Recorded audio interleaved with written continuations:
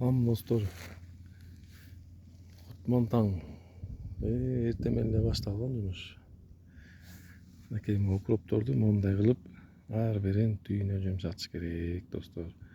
Антпесе бул жакшы чыкпайт. 10 күндө бир, 2 жумада бир жумшартып коюп турса, жумшартканды аябай жакшы көрөт дагы. Жылдам чыгат деген коюу болуп өсөт да. Текете жактары өсүп атпайбы, ошондой болуп өсө берет. Büyüse жақсы. Bir бұл тегілгенде где-то bir 15 gün болып қалды бұйырса. Бұл дағы баш аяғы bir айдың içinde толық шығады да, өскенге лайықты отына ондай болды. Барын жұмшартып, отып шығып баштағанда өте суғары бербеш керек та. Күн ыстықта күйіп кетеді.